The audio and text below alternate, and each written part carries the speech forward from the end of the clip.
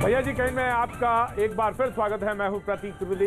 बातचीत के इस सिलसिले को एक बार फिर से शुरू करने के लिए मैं मौजूद, और जहां पे इस वक्त घमासान मचा हुआ है, आज का मुद्दा वहीं पर। जी हां, बंगाल चलेंगे और मेहमानों से हम आपका तारुफ कराएं, परिचय कराएं। उससे पहले सीधे चलना चाहेंगे आशिका सिंह के पास, जो हमारी सहयोगी हैं, वहाँ पर मौजूद हैं। और रोड शो में वहाँ पे पथराव एक बार फिर हुआ है। पहले वहाँ का सिलसिला जोड़ेंगे, फिर उसके बाद मेहमानों से आपका तारुफ करेंगे। जी, आशिका के पास सीधे चलते हैं। आशिका, केमन आছেন? और तस्वीरें मैं आपको दिखाऊं, आज की खूब भालो नहीं है, आज बहुत अच्छे नहीं है, क्योंकि यहाँ की तस्वीरें कोलकाता में जो हिंसा इसके पहले देखी गई है बंगाल में, वही तस्वीर आज भी सामने आई है।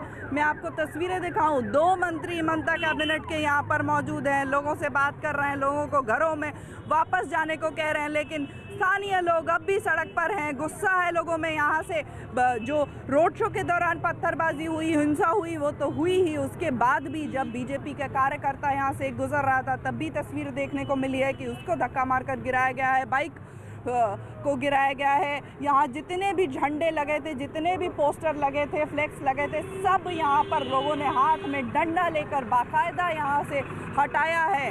और बीजेपी का ये आरोप है कि टीएमसी की तरफ से और सुनियोजित तरीके से इस घटना को अंजाम दिया गया है। वहीं तृणमूल के जो 2 मंत्री यहाँ पर आए हैं, काफ़ी देर से मौजूद हैं, आधे घंटे से ज़्यादा का समय हो चुका है, लोगों से बात कर रहे हैं। उन्होंने ये कहा है कि पहले से प्लान्ड तरीके से हमारे लड़के तो झंडे लगा रहे थे, तब बीजेपी के जो लोग आए, कार्यकर्ता आए, उन्होंने यहाँ पर उनको उकसाने की कोशिश की है, जिसके बाद ये पूरी घटना हुई है। टीएमसी का आरोप बीजेपी पर, बीजेपी का आरोप टीएमसी पर। राजनीतिक हिंसा रुकने का नाम नहीं ले रही। पश्चिम बंगाल में चुनाव आने वाले हैं। क्या बात है, चुनाव आने वाले हैं और आगाज हो गया है। लेकिन और प्रदेशों से अलग यहाँ का जो हालात आपने बताएं कि जो आखिरी वाक्य बोला उसमें सब कुछ आपने कह दिया कि बंगाल में चुनाव आने वाले हैं, और चुनाव आने वाले हैं तो पत्थर कहाँ से आ गए, यही बस पता लगाना है। बहुत बहुत शुक्रिया, आप अपना ध्यान रखें और जल्दी बंगाल में आपसे मुलाकात होगी। और बातचीत के सिलसिले को आगे जोड़ते हैं और जो मेहमान हमारे साथ मौजूद हैं उनसे आपका तारुफ कराते हैं। रिजू दत्ता हमारे साथ मौजूद हैं, तृणमूल कांग्रेस का पक्ष रखने के लिए बहुत बहुत शुक्रिया। प्रियंका चक्रवाल प्रवक्ता बीजेपी हमारे साथ मौजूद है, बहुत बहुत शुक्रिया प्रियंका। चंदन घोष चौधरी प्रवक्ता कांग्रेस हमारे साथ मौजूद है, बहुत बहुत शुक्रिया। शैलेश पांडे हमारे साथ मुंबई से जुड़ रहे हैं, और आज तो शिवसेना भी बंगाल में कूद पड़ी। और ये भी देखना होगा, हालांकि जब बिहार में चुनाव हो रहे थे तो तमाम सारी घटनाक्रम शिवसेना का था, लेकिन इस बार बंगाल में शिवसेना आई है तो शैलेश पांडे हट है, तो शैलेश पांडे हमारे साथ मुंबई से जुड़े, बहुत बहुत शुक्रिया शैलेश जी। संगीत रागी राजनीतिक विश्लेषक हमारे साथ कुछ देर में जुड़ेंगे, और राज लहरी राजनीतिक विश्लेषक हमारे साथ जुड़ेंगे, बहुत बहुत शुक्रिया, थैंक यू सो मच। सबसे पहले रिजू दत्ता, मैं आपके पास आना चाहूँगा।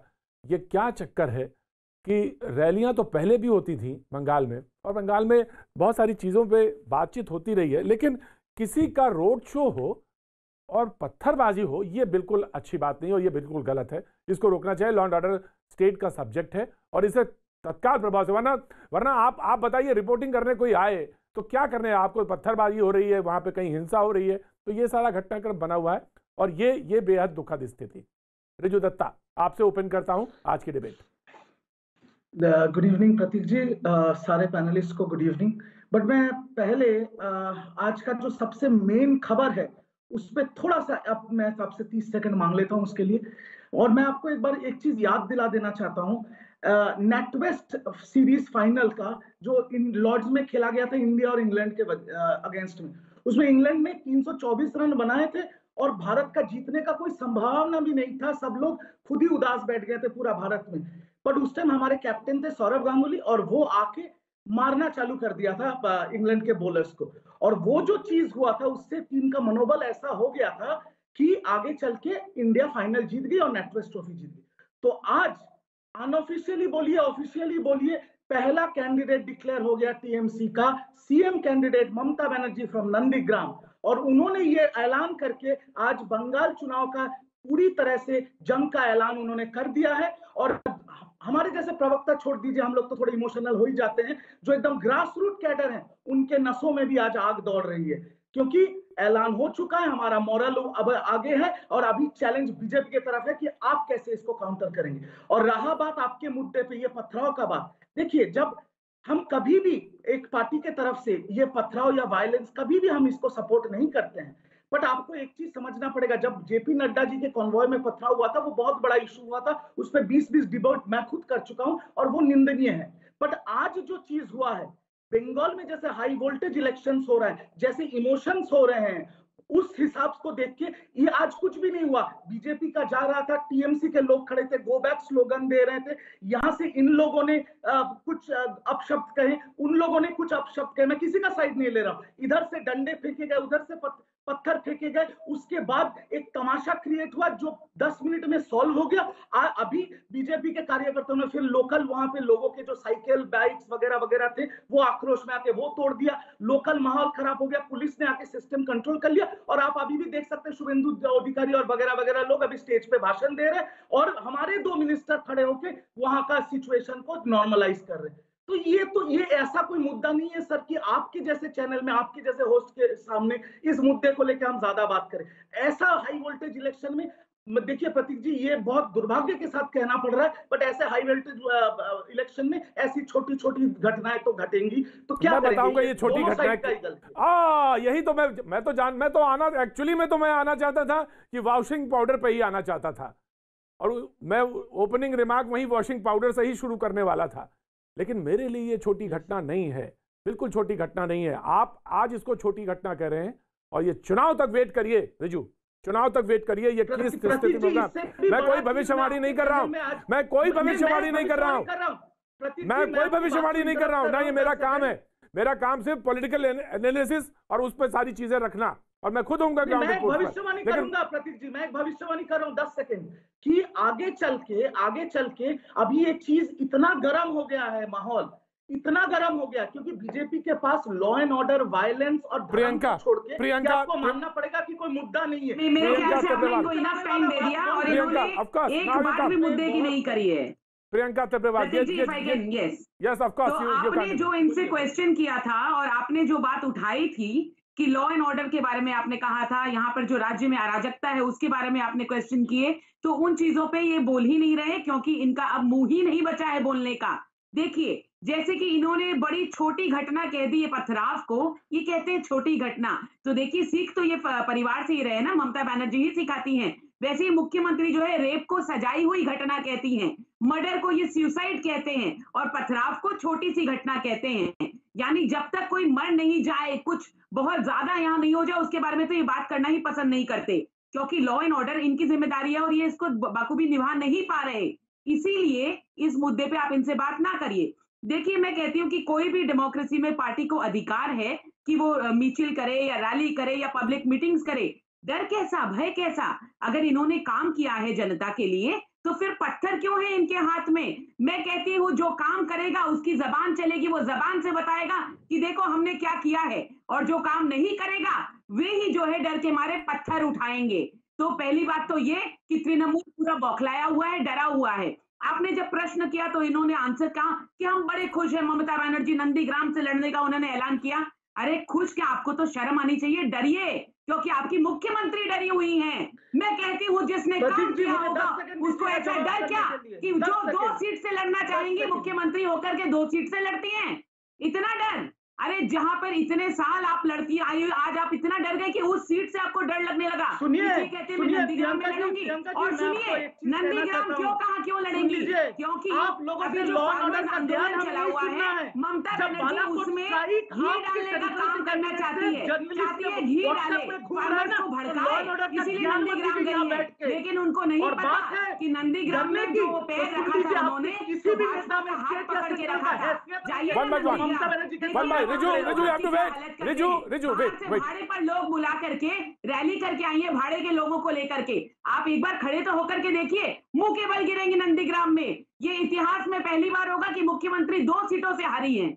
जी रिजू ना, जी मैं सिर्फ कुछ चीजों 10 सेकंड आपके, 10 सेकंड आगे। प्रवक्ता है उनको मैं ये बोलना चाहता हूँ कि आप लोग जब लॉ एंड ऑर्डर की बात करते हैं ना, तो एक चीज सुन लीजिए, आपका सेंट्रल गवर्नमेंट और सेंट्रल लॉ एंड ऑर्डर के जो पाकिस्तान इंडिया आपका सेंट्रल गवर्नमेंट नहीं, सबकी होती है सेंट्रल गवर्नमेंट, आपका बालाकोट और लॉ एंड ऑर्डर जो है स्टेट सब्जेक्ट है, state is responsible, state is responsible for the situation of West Bengal, they are answerable. और आपके सेंट्रल के कोई नेता का हैसियत नहीं है ममता बनर्जी के सामने, वो 294 सीट में वही कैंडिडेट है, और आप लोग को अभी जनता भगा रही है, ये याद रखिए। अरे देखिए, आज ममता बनर्जी ने खुद कहा, के नाम पे ममता बनर्जी ने, आप लोग इनकी बात खत्म हो जाए तो मैं जवाब दूं। आप लोग अभी देश से भगाए जाएंगे, रुकिए ना, अभी तो शुरुआत हुआ है। रिजु दत्ता, जो लोगों को बांटते हैं, रिजु दत्ता, देखिए, अगर इनकी बात खत्म हो गई हो तो मैं जवाब दूं, क्योंकि चिल्लाने से क्या है कि सच्चाई जो है ये सोचेंगे कि वो लोगों के सामने नहीं आए, लेकिन मैं चाहती हूँ कि लोग सुनिए,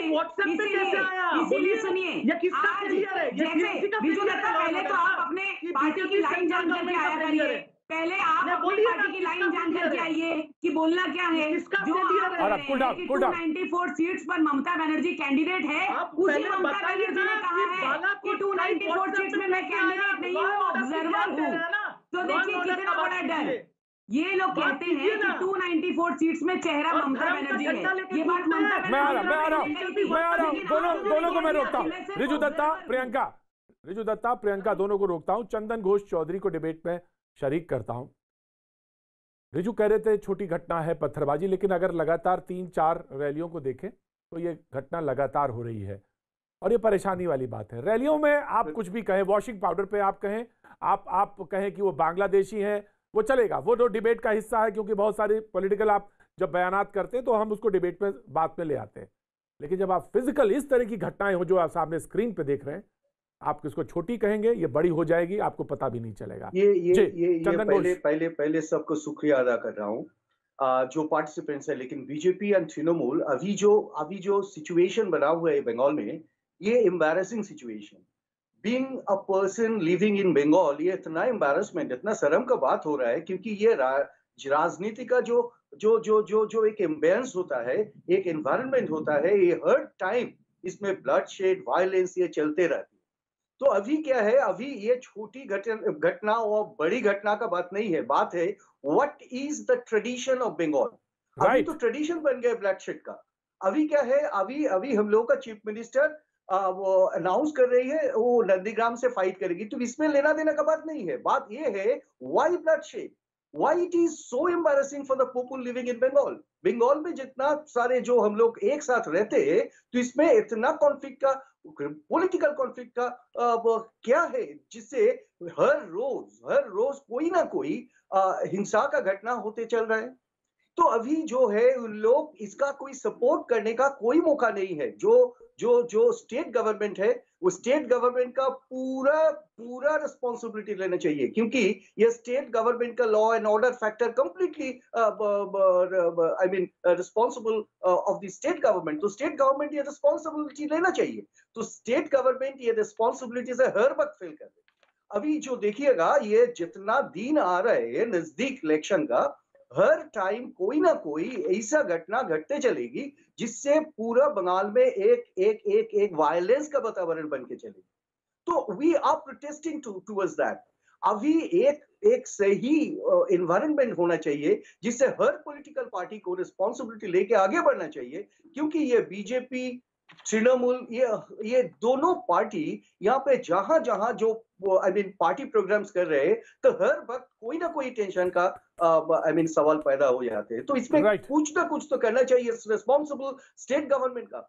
तो ये इमोशनल बात नहीं है, चीफ मिनिस्टर कहाँ से लड़ेगी, ये बात है, ये कंप्लीट शर्म का बात है ये बंगाल का, क्यों गई इतना सारे वायलेंस एंड ब्लडशेड होते चलेगी। तो we are protesting towards that, we are protesting. Right मैं आ रहा हूं। शैलेश पांडे जी, मैं आपकी तरफ मुखातब होता हूं, और आपकी तरफ से भी ये सुखगाहट है, खासतौर से शिवसेना की तरफ से, कि बंगाल के चुनाव में आ रही है। अभी कुछ दिन पहले था ये बात को लेकर कि ओवैसी साहब चुनाव पर हैं और उसके तमाम मायने लगाए गए, तमाम पॉलिटिकल गलियारों में उसके लेकर बात हुई। लेकिन अब ये बात कही जा रही है कि अगर शिवसेना आ रही है चुनाव लड़ने, तो उसके भी कहीं ना कहीं कोई ना कोई मायने जरूर है, और वो किसके लिए घातक होगा, इसके तमाम सारी अर्थ लगाए जा रहे हैं। शैलेश जी, तो क्या सीरियस हैं चुनाव लड़ने को लेकर?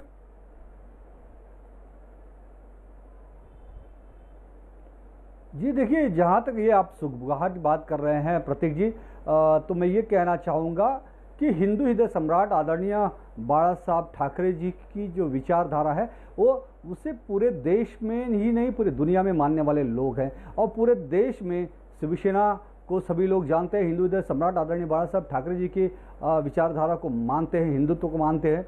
और आज के दिन में जो हमारे शिवसेना पक्ष प्रमुख है, महाराष्ट्र के मुख्यमंत्री आदरणीय उद्धव साहब ठाकरे जी, वो जितने संवेदनशीलता से महाराष्ट्र में कार्य कर रहे हैं, तो वो देश के अन्य राज्यों में भी वहाँ के लोग चाहते हैं कि शिवसेना पार्टी वहाँ भी चुनाव लड़े। और शिवसेना आज पूरे देश में, पूरे अलग अलग राज्यों में सभी जगह हमारी संगठन है, और एक संगठन के तौर पे हमें भी अधिकार है, हमारा भी कर्तव्य बनता है कि हम पूरे देश की जनता की सेवा करें, और वही सेवा की भावना से लेके, क्योंकि हिंदू हृदय सम्राट आदरणीय बाला साहब ठाकरे जी ने हमें एक मूल मंत्र दिया था कि 80% समाज सेवा और 20% राजनीति। तो हम उस समाज सेवा की दृष्टि से बंगाल की जनता को भी, बंगाल की वो भूमि जहां पर स्वामी विवेकानंद, जहां पर समाज सेवा के लिए जा रहे हैं, टैगोर जी, जहां पर नेताजी सुभाष चंद्र बोस का जन्म हुआ, ऐसी क्रांतिकारी जमीन पर एक क्रांतिकारी पार्टी शिवसेना भी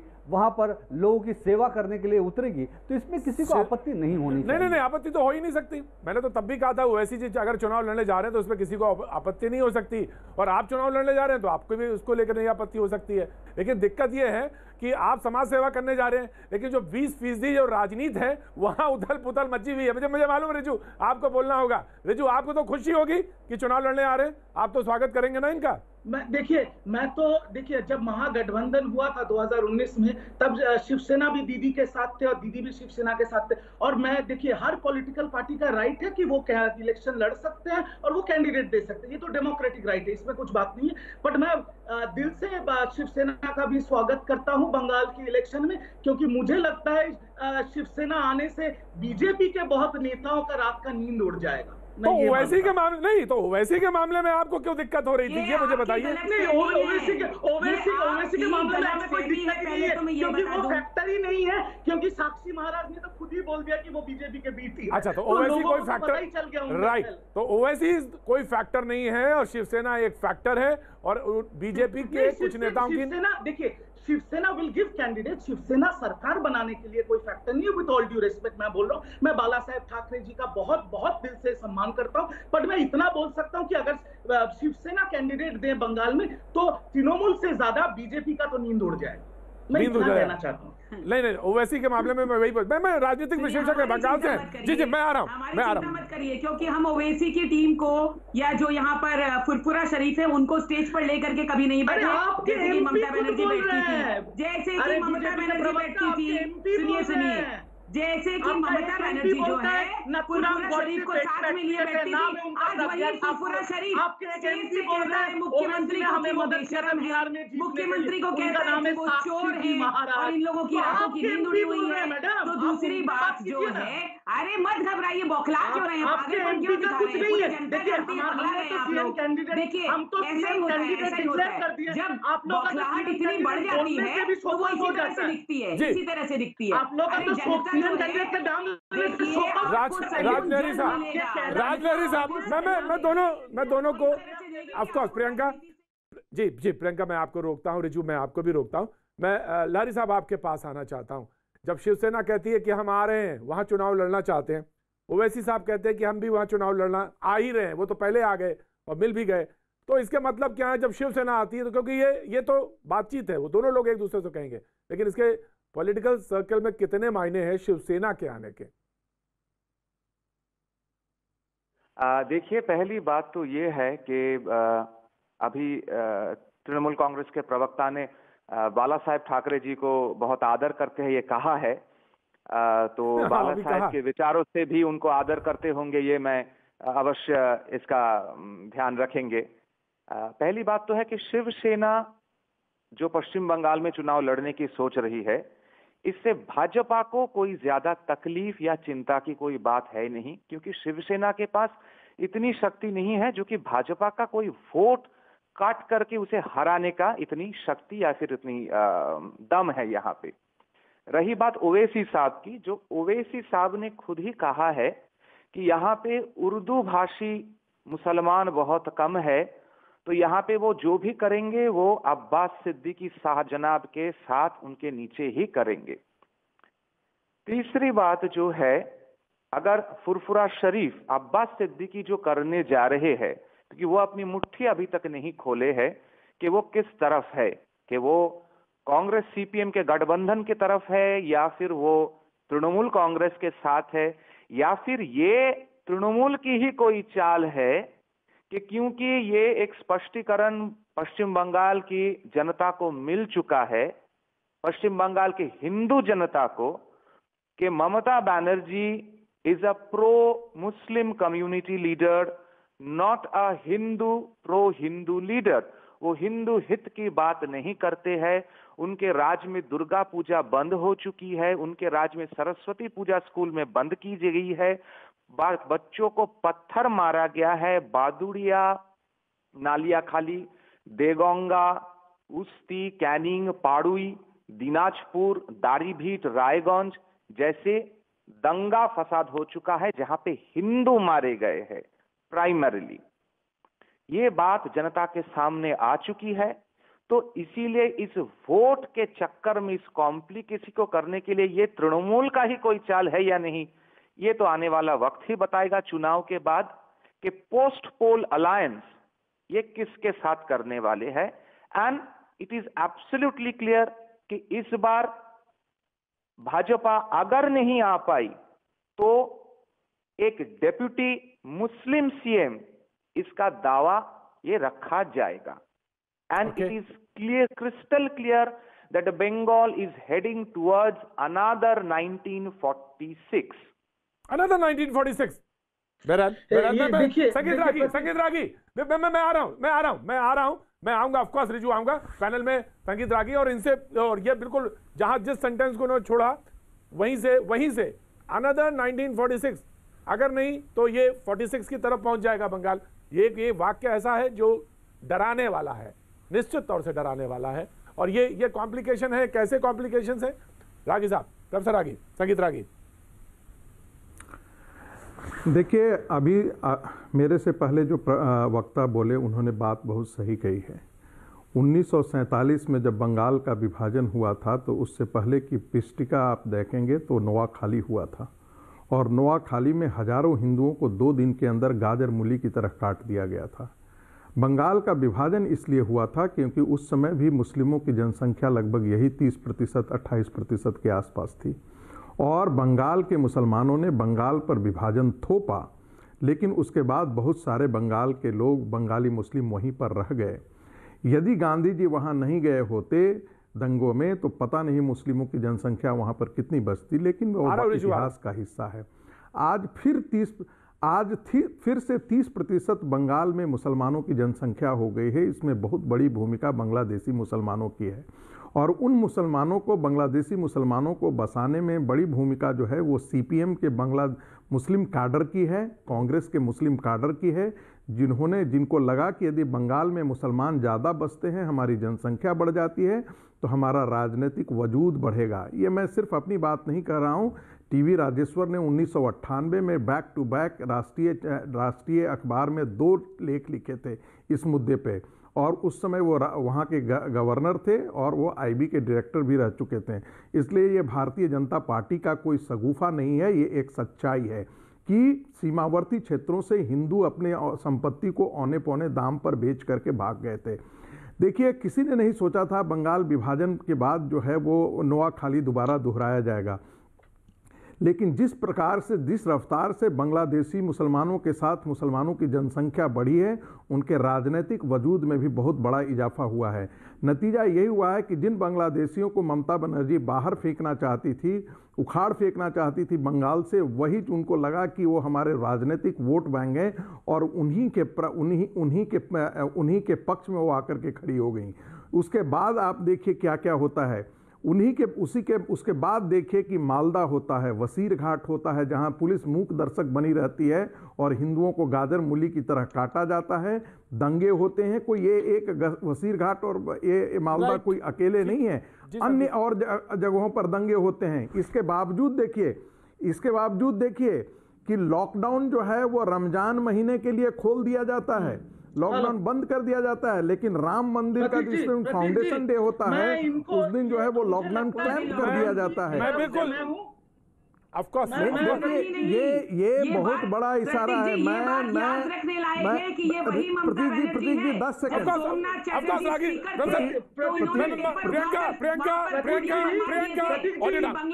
बीजेपी के प्रवक्ता है, मैं अकेला टीएमसी के हूँ, तो थोड़ा 10 सेकंड नहीं 4 नहीं है। ऑफ कोर्स मैंने सबसे ज्यादा आपको टाइम दिया, सबसे ज्यादा टाइम दिया।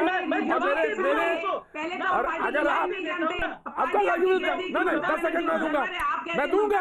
प्रियंका की ऑर्डर डाउन, प्रियंका ऑर्डर। सबसे कम अगर कोई बोला है तो प्रियंका बोली होंगी, पूरी इसमें सबसे कम अगर कोई बोला प्रियंका बोली होंगे, कांग्रेस के प्रवक्ता बोले होंगे। तो मैं और कांग्रेस के प्रवक्ता हैं, और आप तो वजूद शिवसेना का अलग है। जगदीश चंद्र, आचार्य प्रफुल्ल चंद्र राय, ये सभी लोग जो खड़े हो गए थे बंगाली हिंदू होमलैंड का बंटवारा करने के लिए, वो सब भाजपा के प्रवक्ता थे या फिर हिंदू महासभा के प्रवक्ता थे? क्या आप ये कहना चाहते हैं? बिल्कुल किस प्रकार से कह सकते हैं कि सब भाजपा के प्रवक्ता है? डॉक्टर श्यामा प्रसाद मुखर्जी के सारे ऑडियो डाउन। लहरी साहब की ऑडियो आप लहरी साहब जो कुछ कह रहे हैं उसे सुनेंगे हम। लहरी साहब कुछ कहना चाह रहे हैं। लहरी साहब बोलिए। मैं इस बात से संपूर्ण सहमत नहीं हूं रिजू जी से। मैं आपत्ति करता हूं, यहां पे उपस्थित सभी को वो भाजपा के प्रवक्ता कह रहे हैं। डॉक्टर श्यामा प्रसाद मुखर्जी के साथ 1946 के बंगाल विभाजन के समय बंगाली हिंदू होमलैंड, उसमें कांग्रेस भी शामिल था। उसमें डॉक्टर श्यामा प्रसाद मुखर्जी के साथ आचार्य प्रफुल्ल चंद्र राय, आचार्य सुनीति कुमार चट्टोपाध्याय, सर যদুনাথ सरकार, प्रोफेसर रमेश चंद्र मजुमदार, महाराजा वर्धमान, महाराजा मयमन सिंह मुक्तागाछा, ये जो सभी लोग खड़े हो गए थे कि हाँ बंगाली हिंदू होमलैंड चाहिए, क्या वो सभी भाजपा के प्रवक्ता थे या हिंदू महासभा के प्रवक्ता थे? किस प्रकार से भाई साहब ये कह सकते हैं कि यहाँ पे उपस्थित सब भाजपा के प्रवक्ता है? रिजू बंगाल का वर्तमान परिस्थिति, लहरी साहब की audio down. Riju will respond. तो मेरा उनसे ये लहरी साहब से यही जवाब है कि श्यामा प्रसाद मुखर्जी जो बीजेपी के सबसे बड़े गुरु माने जाते हैं, उन्होंने ही पहले बंगाल को तोड़ा था। अभी ये लोग यहाँ हमको ज्ञान देने बैठ गए। और सुन लीजिए लहरी साहब, आपने बोला ना बंगाल 1946 बनेगा, पहले तो ये भारतवर्ष तो बीजेपी के मुर्शिदाबाद की जनसंख्या आज इस नाजी जर्मनी जैसा बन गया। मुस्लिम कैसे बन गई? 55% मुस्लिम जनसंख्या किस प्रकार से बन गई? उसका जवाब दीजिए। 1946 वाम फ्रंट के खाद्य मंत्री, वाम फ्रंट तुष्टिकरण किसने किया है? तुष्टिकरण तो आपकी पार्टी कर रही है। नंगानाथ के लिए तुष्टिकरण की ममता बनर्जी बनाया है। आपको नहीं पता इस्कॉन नया मंदिर बनने का जमीन ममता बनर्जी ने फ्री में दिया है। इस्कॉन का मंदिर बना के आप क्या दिखाना चाहते हैं? इस्कॉन का मंदिर इस्कॉन बना है। आप लोग तो क्या इल्लीगल मदरसा नहीं बने हैं? आप लोग बीजेपी का अलकायदा जंगी कैसे पकड़े गए? आप लोग बीजेपी का झंडा टेररिस्ट कैसे पकड़े गए वहां से? उसकी जवाब दीजिए।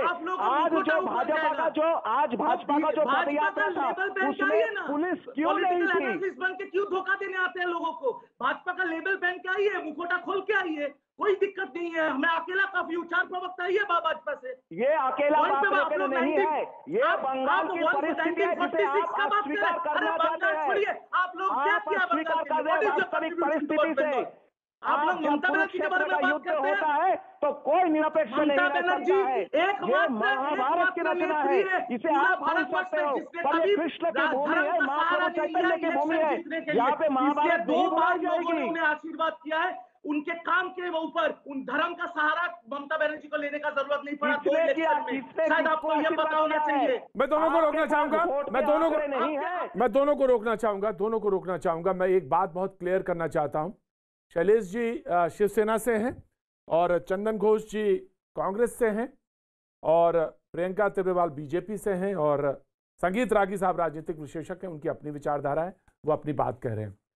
रिजू, मैं इस बात का हमेशा ध्यान रखता हूं कि जब बात कहीं आए कोई तर्क, तो दूसरा तर्क बिल्कुल सामने आए और तुरंत आए, फौरी तौर पे आए।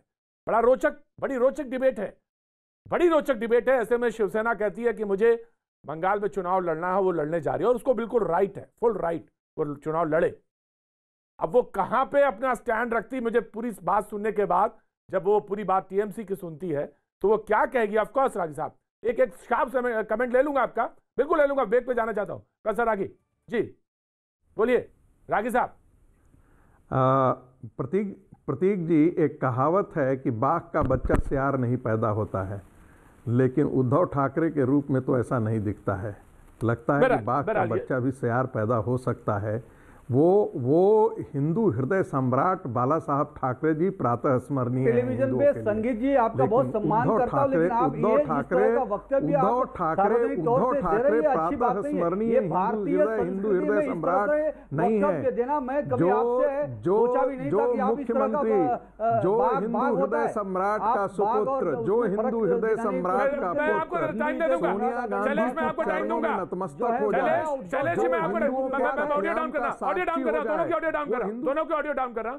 शैलेश जी मैं आपको टाइम दे दूंगा, क्योंकि ये व्यक्तिगत तौर से बोला गया है। मेरी डिबेट में अगर व्यक्तिगत आक्षेप किया गया तो उसको जवाब देने का प्रवक्ता को पूरा मौका है। यह बिल्कुल व्यक्तिगत आरोप है, और ये रागी जी मैं बिल्कुल इस बात से सहमत नहीं हूं। वक्त है छोटे से ब्रेक का, ब्रेक के बाद में फिर हाजिर होता है।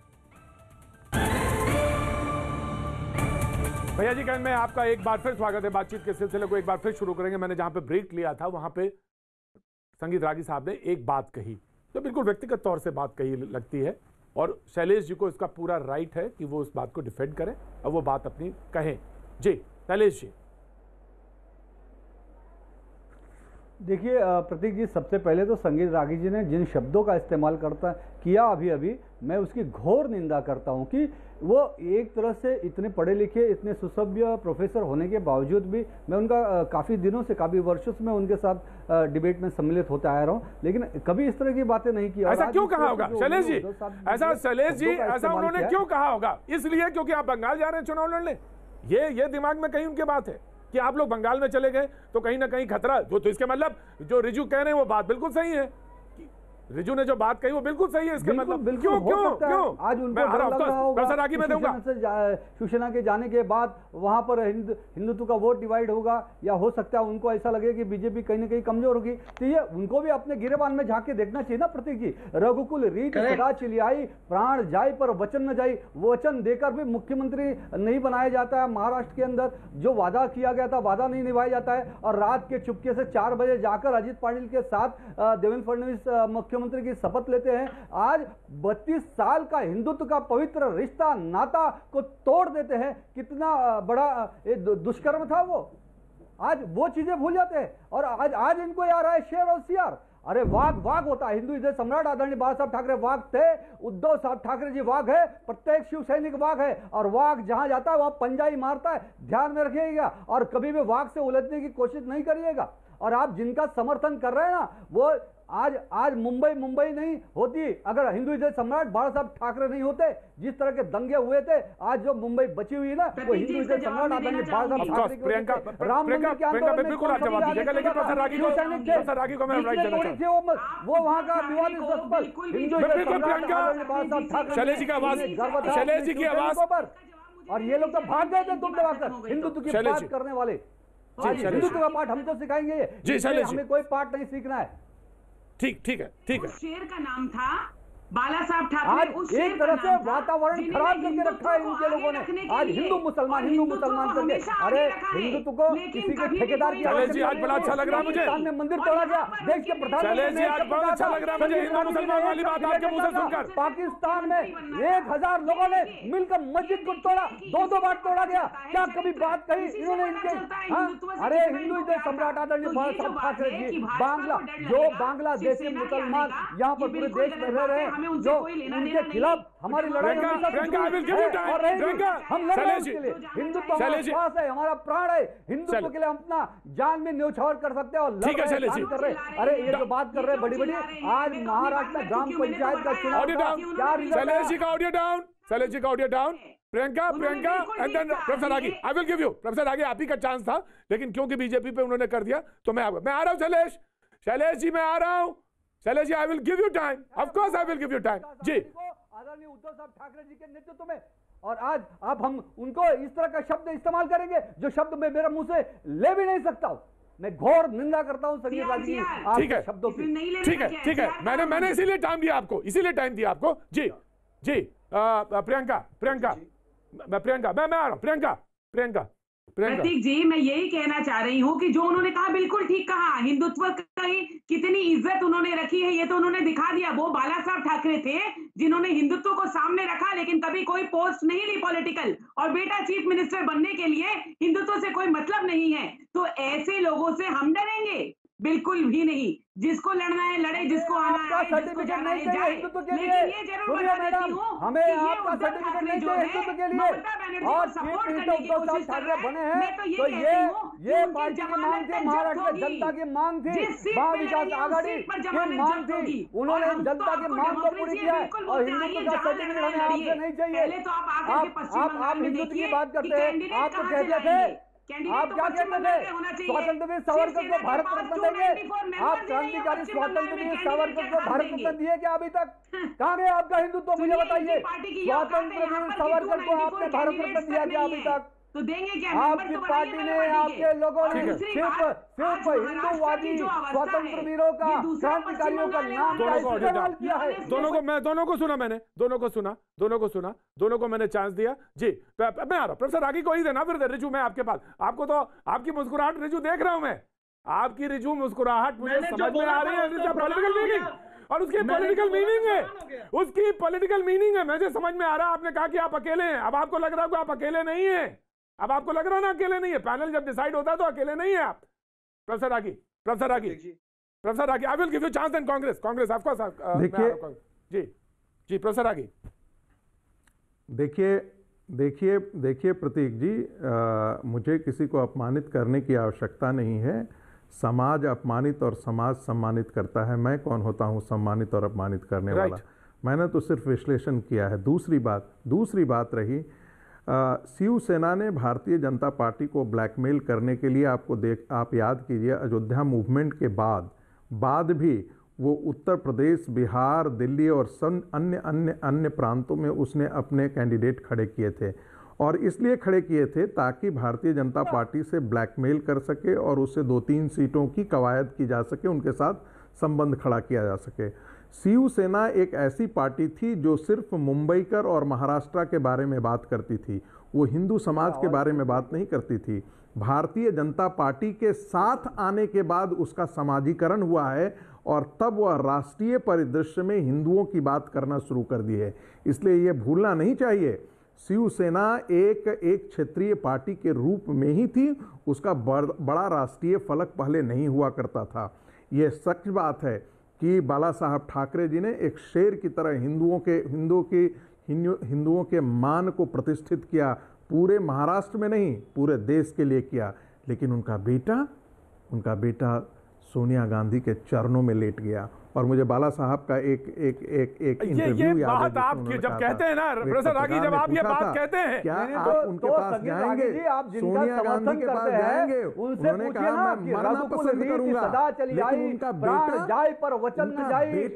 रात के 3:45 बजे देवेंद्र फडणवीस जी अजित पवार के साथ क्या कर रहे थे?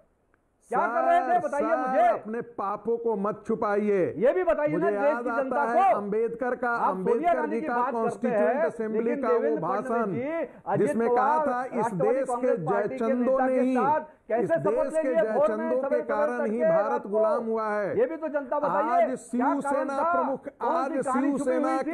आज शिवसेना के प्रमुख ने उन लोगों के साथ हाथ मिला दिया जो अफजल खां के समर्थक हैं। महाराष्ट्र की धरती के हिंदुओं ने कभी सोचा नहीं था कि अफजल खां को मानने वालों के साथ शिवसेना अपना हाथ मिला लेगी। ये भारत का हिंदू ने कभी नहीं सोचा था। बिल्कुल नहीं, आप गलत कह रहे हैं। आज देखिए उद्धव साहब ठाकरे ने महाराष्ट्र में स्टैंड क्लियर कट रखा है। हमने औरंगाबाद का नाम बदलकर छत्रपति संभाजीनगर रखने के बाद बड़े ही बुलंदी से उद्धव साहब ठाकरे ने कहा है, और यही शिवसेना का हिंदुत्व है, यही हिंदू हृदय सम्राट आदरणीय बाला साहब ठाकरे का विचारधारा है। हमने हिंदुत्व पर ही चल रहे हैं, हम हिंदू हृदय सम्राट बाला साहब ठाकरे के विचारधारा पर ही चल रहे हैं और चलते रहेंगे। हमें आपसे कोई सीख नहीं लेने की आवश्यकता है। हिंदुत्व को तो आपने बेच दिया है, हिंदुत्व को तो आपने अरब की सागर में कांग्रेस के अकेले हिंदुत्व का ठेकेदार हो। आप अकेले हिंदू हितों को तो आपने पालघर में लुटा दिया। आप अगर ठेकेदार थे, हिंदू हितों को आपने पालघर में नीलाम कर दिया। आपने क्यों? क्योंकि श्रीमती सोनिया गांधी चाहती थी कि ऐसा नहीं हो। गठबंधन तोड़ा, आपने वादा क्यों नहीं निभाया? आप हिंदू ठीक है शैलेश जी, शैलेश जी मैंने लिया आपका पॉइंट। शैलेश जी मैंने आपका पॉइंट लिया। कांग्रेस के प्रवक्ता को चांस दिया जाए।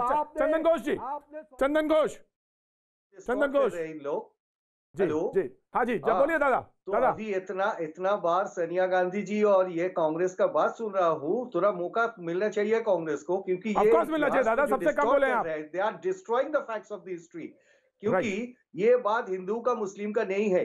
ये अगर बंगाल चुनाव इज द सेंट्रिक डिस्कशन, तो हम लोगों को ये सोचना चाहिए हर कोई पार्टी का मौका मिलना चाहिए ये पार्टिसिपेट करने का इलेक्शन में। नाउ जनता जनार्दन राय देंगे किसी का फेवर में, किसी का अपोज में, तो that is what is the democracy. तो इसमें इतना क्यों बहस होने का है? जो शिवसेना यहाँ पे पार्टिसिपेट करे या नहीं करे, शिवसेना यहाँ पे पार्टिसिपेट करेंगे as a political outfit, as a political party, that party is always welcome. जिससे बाहर से बहुत सारे पार्टी, बाहर ऐसा नहीं होता है, इंडियन पार्टी है, so in the Indian party system they are participating. तो इसमें इतना क्वेश्चन का क्या बात है? ये तो सही बात है। लेकिन अगर पॉलिटिकल इक्वेशन का कोई सोच लगाए, तो इसमें ये क्लियर बात है कौन पॉलिटिक्स ये रिलीजियन का कार्ड पे खेल रहे हैं। तो इसमें कोई सस्पिशन नहीं है, जिसे जो ये बंगाल का पॉलिटिक्स का नया जो रूप दे रहे हैं ये लोग, जो रिलीजियस हिंदुइज्म का एक कार्ड खेल रहे हैं। और हम लोगों का जो रूलिंग पार्टी है यहीं पे, वो पेट्रोनाइजिंग कर रहे हैं एक पर्टिकुलर कम्युनिटी, जो मुस्लिम हो और not Hindu in fact that way. लेकिन बात ये बनता है, इसमें हिंदू मुस्लिम का बात नहीं है, ये बात है तो वो दादा वो तो वो कह रहे हैं, हम लोग दादा वो तो कह रहे हैं कि हम हिंदू हृदय सम्राट हैं। दादा वो तो खुद ही दादा वो तो खुद कह रहे हैं शिवसेना सेकुलरिज्म के लिए महात्मा गांधी जी को मरना पड़ा। सारे लोग जानते हैं इस बात को। 46 का बारे में आप लोग बात कर रहे हैं, 1946, आप हिस्ट्री को डिस्ट्रॉय कर रहे हैं, आप डिस्टोर्ट कर रहे हैं, कोई दूसरा फैक्ट ला रहे हैं। ये सही फैक्ट ये है, जो महात्मा गांधी जी और नोआखाली 46 में जो मूवमेंट हुआ था कम्युनल हार्मनी के लिए, ये एक लेसन था। ये लेसन से अभी हम लोग सीख रहे हैं, अभी भी हम लोग सीख रहे हैं। लेकिन कोई आउटफिट यहाँ पे बन रहा है जो ये पूरा जो सिस्टम है, ये सिस्टम को डिस्टॉर्ट करने चाहते हैं। तो हम लोगों का प्रोटेस्ट इसका विरुद्ध में है। हम लोग तो ये चाहते हैं सेकुलर जो कॉन्सेप्ट है, इंडिया का सेकुलर कॉन्सेप्ट बना रहे, इसी का साथ हम लोग सेकुलर मिलकर घोष साहब वही तो बात है, वही तो बात है। वो तो वो कह रहे हैं, अपने आप कह रहे हैं कि हम हिंदू हृदय सम्राट हैं और उन मुद्दों को लेकर आगे आ रहे हैं बंगाल में। और सवाल तो ये उन्होंने खुद कहा है, हमने तो नहीं बात कही। वो तो वो खुद कह रहे हैं कि शिवसेना खुद कहती है कि हम हिंदू हृदय कार्ड पे खेलते हैं, हम उसी कार्ड पर आएंगे। रिजू मैं आ रहा हूँ रागी साहब, आ रहा हूँ। रिजू अच्छा प्रतीक जी, मैंने आपके डिबेट में एक छोटा सा बम फोड़ा था, उसमें कितना रोमांच हो गया। अब मैं दूसरा एक सवाल करना चाहता हूँ सारे पैनलिस्ट से, स्पेशली हमारे बीजेपी के जो प्रवक्ता हैं और बाकी जो प्रवक्ता जो बीजेपी का झंडा बैज घर पे छोड़ के यहाँ पर आए, उनके लिए भी। आप बीजेपी का आज के डेट में लोअर हाउस अपर हाउस मिला के करीब 400 एमपीज हैं। प्राइम मिनिस्टर आपका पार्टी का बीजेपी का है, प्रेसिडेंट बीजेपी का है, और जो हमारे माननीय चीफ जस्टिस भी हैं, वो भी कभी कभार किसी बीजेपी के एमएलए के बाइक पे भी दिखते हैं, और रिटायर कर जाते हैं तो राज्यसभा का टिकट भी बीजेपी से मिलता है। ये एनालिसिस बिल्कुल गलत है। मैंने आपको पहले भी टोका था। नहीं, सवाल पूछिए ना। आप सुप्रीम कोर्ट के जज के बारे में बोल देंगे, प्रधानमंत्री के बारे में बोल देंगे, राष्ट्रपति, आप जो चाहेंगे वो बोलेंगे। नहीं, आप एनालिसिस का ये कौन सा तरीका है? मेरा सवाल एक ही है। मैं सवाल आप दीजिए ना। ये कोई तरीका है? ये कोई तरीका है रिजू? ना रिजू, ये this is not the way. मैंने आपको पहले भी टोका है रिजू, ये मैंने आपको पहले भी टोका। नहीं, मैं सवाल कर लेता हूँ। हर डिबेट में हिंदू मुस्लिम एंगल आता है, तो ये सब चीज का एनालिसिस करेंगे तो सब में आपका मेजॉरिटी है। तो आप लोग देखिए बहुत गलत बात है, ये बहुत गलत बात है। और प्रतीक जी अगर आप इसको नहीं रोकते आप लोग तो मैं कहती हूँ संविधान की कोई इज्जत नहीं बचती, कोर्ट्स की कोई इज्जत नहीं बचती इस देश में। कोई कुछ भी कह सकता है यहाँ, कोई कुछ भी कह सकता है यहाँ। मैं कहती हूँ आज एक नेशनल टेलीविजन पे बैठ करके अंधों की जैसे कोई कुछ भी कह सकता है, क्वेश्चन उठा सकता है देश पर, चीफ जस्टिस पर, जुडिशरी पर। आपको अगर लॉ पता है तो कॉन्स्टिट्यूशन कैन बी मैं बिल्कुल president everything in your favour, why don't you amend the constitution? Secular शब्द हटा दीजिए। देखिए ये देखिए आप धीरे-धीरे गवर्नर क्यों बीजेपी का हिम्मत नहीं है ये करने का? सब पर आएंगे, घोषणा कर दीजिए, आतंकवादियों की पार्टी है इनकी पार्टी, इनकी पार्टी जो है आतंकवादी पैदा कर रही है, ठीक है। और जब अगर वो पकड़ा जाता है तो ये आतंकवादी को सपोर्ट कर रहे हैं, मुर्शिदाबाद में आतंक क्रिएट कर रहे हैं, तो ये इस तरह की बातें करती है। कैसे पकड़े जा रहे आतंकवादी पश्चिम बंगाल में? क्यों समर्थन कर रही है ममता बनर्जी उनको? हिम्मत है हटाने का? बम बारूद गोलियां कहां से पकड़ी जा रही है, पूछिए इनसे जरा।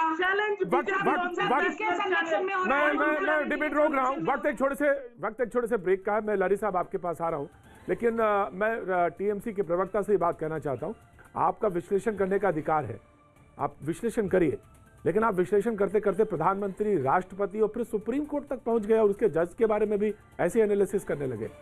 ये अधिकार नहीं है और ये गलत है। कॉन्स्टिट्यूशनल बॉडीज को आप इस तरह से घेरे में लाएंगे तो ये मुश्किल वाली बात है, ये बिल्कुल मुश्किल वाली बात है। इसको इस तरह से आप एनालिसिस मत करिए। वक्त एक छोटे से ब्रेक का, ब्रेक के बाद मैं फिर हाजिर हूँ। मैं आपका एक बार फिर स्वागत है। बातचीत के सिलसिले को एक बार फिर से नए सिरे से शुरू करेंगे और जहां पे ब्रेक पे मैं था वहीं पे मैं एक बार फिर से आना चाहता हूं।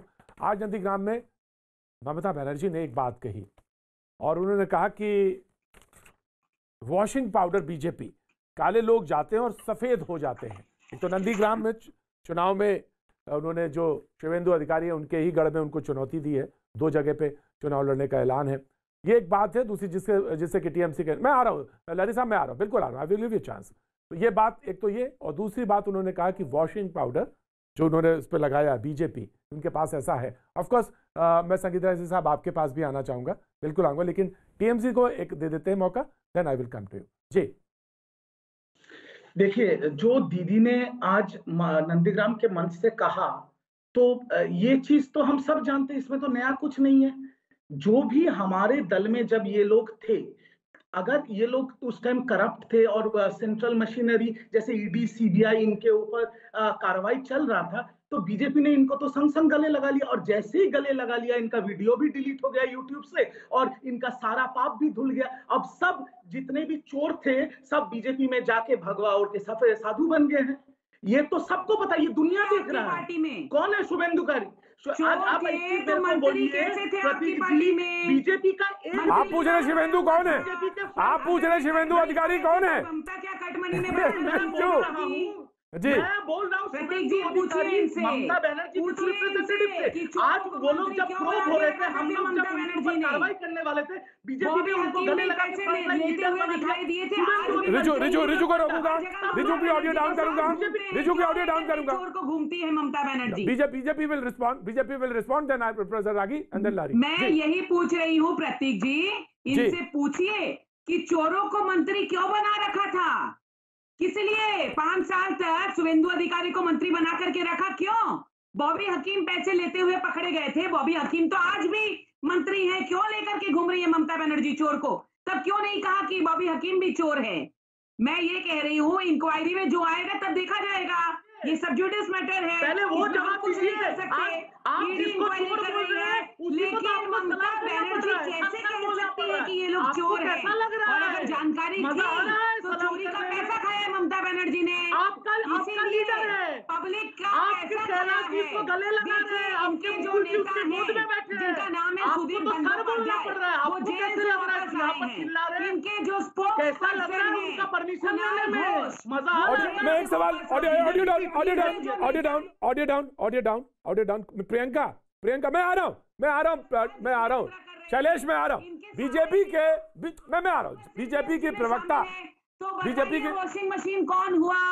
बीजेपी जो जेल से आए प्रियंका जो है, प्रियंका की ऑडियो डाउन करेंगे, प्रियंका की ऑडियो डाउन करेंगे। प्रियंका मेरा सवाल सुनिए, आपके नेता आनंद स्वरूप शुक्ला कहते हैं, आनंद कहते हैं कि ममता को उन्होंने बांग्लादेशी बताया, ममता आतंकियों के इशारे पर काम कर रही हैं, ये this is not in good taste. ये बात बिल्कुल ठीक नहीं है।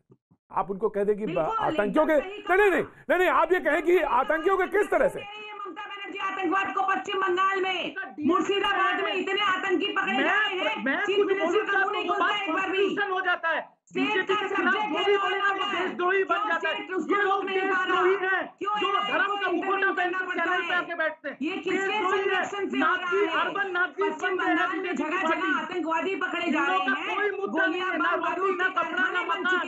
ये लोग मुख्यमंत्री होने के बावजूद कर रही है ममता बनर्जी। दोनों को ऑडियो डाउन करता हूं मैं लहरी साहब आपको मौका देता हूं, देन कांग्रेस को। लहरी साहब एंड देन मैं आ रहा बात में, मैं शैलेश आता हूं आपके पास। लहरी साहब ये कहना किसी मुख्यमंत्री को कि आतंकियों के इशारे पे काम करें, ये गलत बात है, ये बिल्कुल सही नहीं है। नहीं ये इसको कैसे जस्टिफाई करेंगे आप? जी, सवाल जो है, पहली बात तो है ये दोनों पार्टियों के लिए एक ही सवाल खड़ा होता है कि ये बात कि शुभेंदु वगैरह ये सब लोग चोर है, ये तृणमूल कांग्रेस को कब पता चला? तो अगर पता चला तो उन्होंने उस टाइम कोई एक्शन क्यों नहीं लिया? अगर नहीं लिया तो भाजपा अगर उनको लेती है अपनी पार्टी में तो आज वो उनको चोर क्यों कह रही है और जनता को इतना कंफ्यूज क्यों कर रहे हैं तृणमूल कांग्रेस? ये सवाल तो जायज है, लेकिन जो सवाल हमने पूछा उसका जवाब क्या है? देखिए, बांग्लादेशी फंडिंग के बारे में जो कहा जाता है, जो कहा जा रहा है, जो मुख्यमंत्री स्पष्टीकरण दे देती है कि जो गाय दूध देती है मैं उनका लात खाने के लिए भी तैयार हूं, इससे बड़ी बात और कुछ नहीं होता है।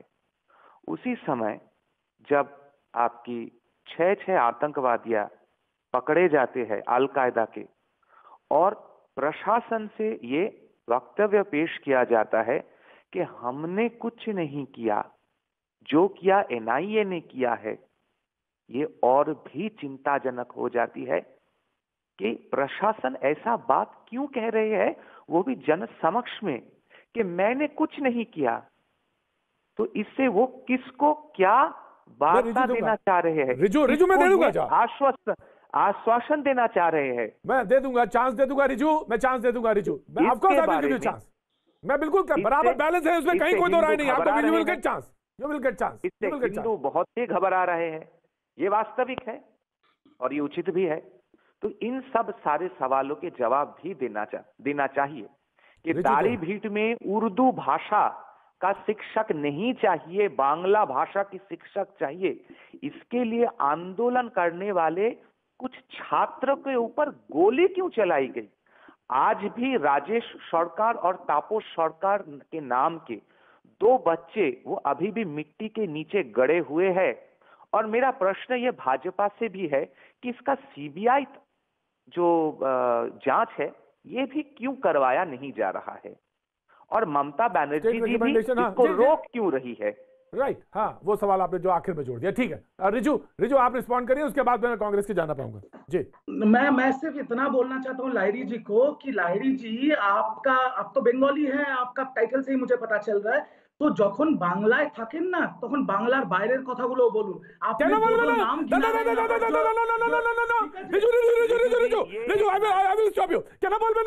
কেন বলবে না? আমি বাংলা জানি না। না বল, আমি বাংলা পুরো ডিবেট করতে পারি, আমি পুরো ডিবেট করতে পারি। আরে না, I can speak Bangla and I can speak Bangla and I can speak Bangla very well. I can speak Bangla very well দাদা। प्रतीक जी কেমন বলছেন? তুমি কেমন বলছেন? ये बोल रहे हैं, मैं इनको ये बोल रहा हूँ कि ये बोल रहे हैं कि 2 लोगों का मौत हुआ, उनकी सीबीआई इंक्वायरी होना चाहिए। ये तो लाइव तो मैं उनको ये बोल रहा हूँ कि अमित शाह जी के घर से 80 मिनट की दूरी पे सिंघू बॉर्डर पे 60 लोग मर गए, उसका जांच नहीं करेंगे आप लोग? भाई साहब, ये पूछे मैं लाहिड़ी जी को बोल रहा हूँ, पीछे बीजेपी का जो बैच जिस दिन सिंघू बॉर्डर ভালো করেই বলছি। you can ask this question, you can ask। ठीक है, and the second thing I want to say, of course I will give you, Larry साहब, I will give you। दादा एक वेट करो। हाँ, बोलो। पहली बात है रिजू जी, ये नेशनल टेलीविजन है, पूरा देश हमें सुन रहा है, तो हमें उसी भाषा में बात करनी चाहिए जिसे पूरे देश को समझ में आए। ये हमारा खुद की रिस्पॉन्सिबिलिटी है, ये आपसे अनुरोध है। बांग्ला अपनियो जाने ना एमन नय जे आमी बांग्ला जानी ना। तो आपसे अनुरोध है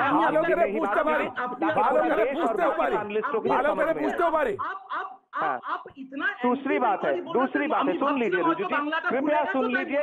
इतना धैर्य रखिए, इतना उतावला मत होइए, धैर्य रखिए। दूसरी बात है, बैच पहन लीजिए ना, आपके पीछे पड़ा है बीजेपी का बैच। जिस दिन किसानों को लेके चर्चा होगी, अगर मुझे यहाँ पे बुलाया जाएगा तो उसके बारे में चर्चा अवश्य करेंगे। फिलहाल में वर्तमान में पश्चिम बंगाल को लेकर आलोचना हो रही है, तो हम आलोचना पश्चिम बंगाल पे ही सीमित रखें। तो पश्चिम बंगाल को लेकर अगर लाई लीजिए आलोचना हो रहा है, तो इतना देर तक हम लोग नेगेटिव डिस्कोर्स पे बात किया। आपने तो एक बार भी मेंशन, आपने बहुत मौतें गिनवा दी है, आपने तो एक बार भी नहीं बोला 5 लाख का इंश्योरेंस, स्वास्थ्य साथी, फ्री का राशन, दुआरे सरकार, सारा जगह पे रोड बन गया, सबको पानी मिल गया। कभी तो पॉजिटिव बात नहीं किया लाहिड़ी जी। भाई साहब बांग्ला विरोधी जो भी है, तখন আমাদেরও লজ্জা লাগে। उसका न्यूज पूरे बंगाल में छा रहा है, खबर में भी आ गया है, लोग वीडियो डाल के थक जा रहे हैं। देश के लोग भी समझे, सिर्फ एंटी बात क्यों करते आप लोग बंगाल के बारे में? बंगाल में रह के बंगाल के बारे में कोई एंटी बात नहीं हो रही है भाई साहब, बंगाल के बारे में कोई एंटी बात नहीं हो रहा है। बंगाल के लिए कौन एंटी बात करेगा? दादा रिजू बंगाल तो फेल हो चुका है दादा। बंगाल आपका ही नहीं है, लोगों को सबका है।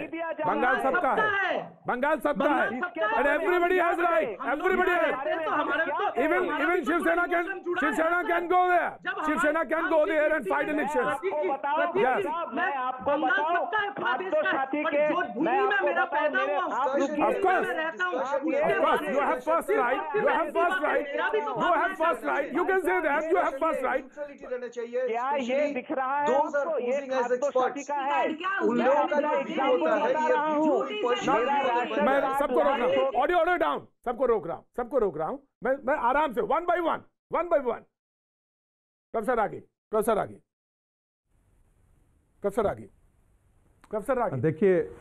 देखिए दो बातें कही गई हैं।